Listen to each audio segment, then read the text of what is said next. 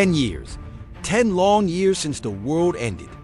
It all started with a single experiment, a trial gone horribly wrong, a domino effect that took everyone's breath away, and then their lives.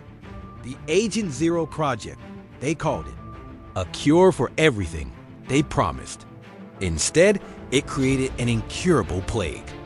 For a decade, humanity has been on the brink. Just a few desperate survivors against a world of the dead. But one man saw it coming. A scientist, a visionary some called mad, who retreated to a cave years before the fall, preparing for this exact moment.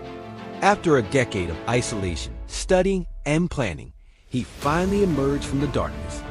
He wasn't just another survivor. He was humanity's last hope. He had a plan, a blueprint for an antidote. But he understood something no one else did. To beat the enemy, you have to understand them. You needed to study the zombies, learn their patterns, their logic, if any remained. He couldn't do it alone.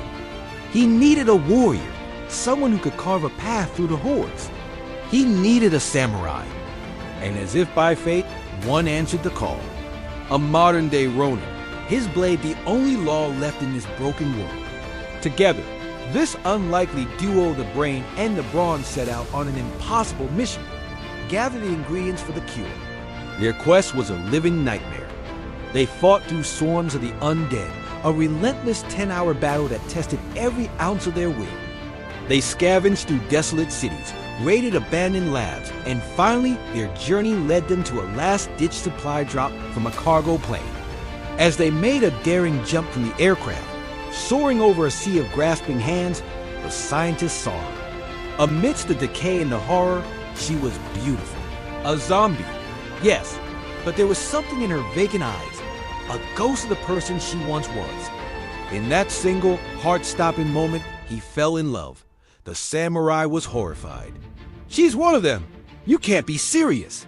He pleaded, his hand on his sword, but the scientist was deaf to reason.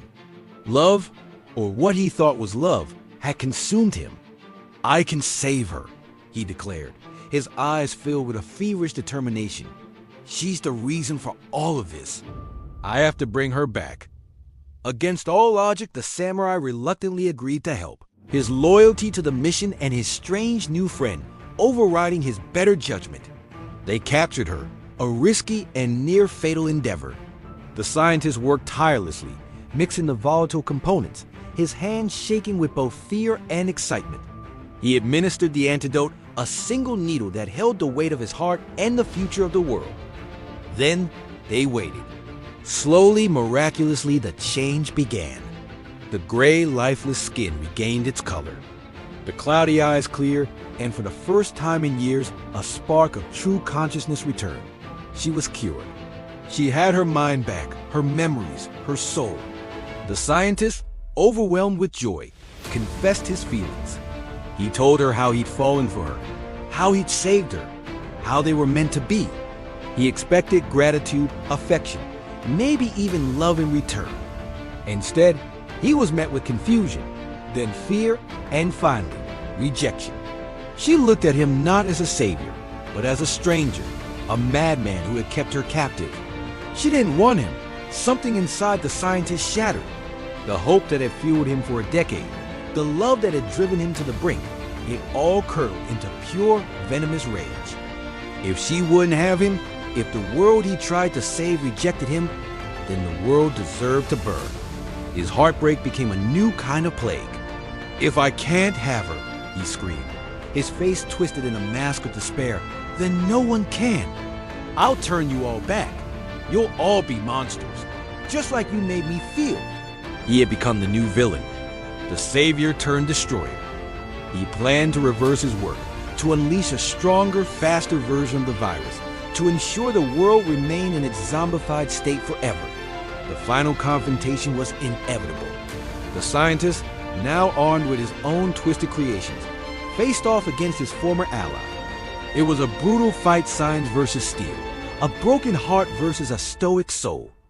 Just as the battle reached its peak, the Cure Girl appeared, but she wasn't alone. She was with the samurai. And in the middle of this apocalyptic war zone, in a moment of defiant love, they kissed.